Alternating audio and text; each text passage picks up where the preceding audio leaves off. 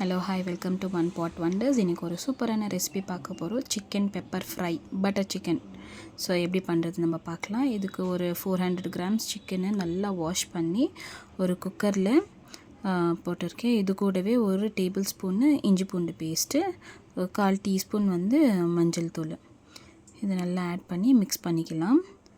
So இது கூடவே ஒரு 1/4 டீஸ்பூன் சால்ட்டு, ஒரு டம்ளர் அளவு தண்ணி. இப்போ இது நல்லா மிக்ஸ் பண்ணி விட்டுக்கலாம்.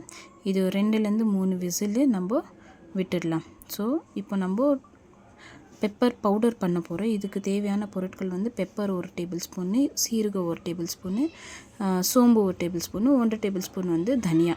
இது நல்லா ட்ரை ரோஸ்ட் பண்ணி எடுத்துக்க போகிறோம் இப்போ நம்ம. ஸோ லோ ஃப்ளேம்லேயே வச்சு ட்ரை ரோஸ்ட் பண்ணிக்கலாம்.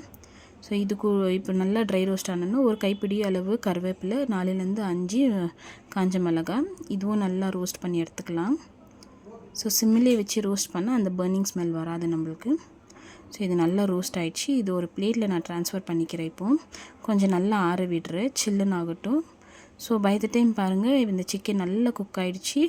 ஸோ ஒரு பேனில் 2 டேபிள் ஸ்பூன் ஆயில், கொஞ்சமாக பட்டர் சேர்த்து இப்போது இந்த குக் பண்ணியிருக்க சிக்கன் இதில் நல்லா போட்டு மிக்ஸ் பண்ணிக்கலாம். ஏன்னா இது பட்டரில் ஒரு 1 மினிட் நல்லா சாட்டே பண்ணிக்கிறேன் நான்.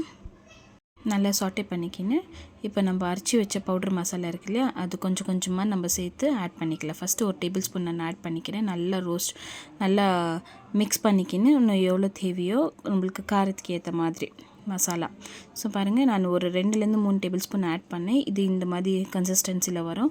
உங்களுக்கு கொஞ்சம் திக்காக கிரேவி வேணும்னாக்கா நம்ம பாயில் பண்ண இல்லைங்களா சிக்கன், அதில் கொஞ்சம் தண்ணி சூப் மாதிரி இருக்கும், அது நீங்கள் ஆட் பண்ணிக்கலாம். இதில் கொஞ்சம் கிரேவி கன்சிஸ்டன்சிக்கு வரும் இது.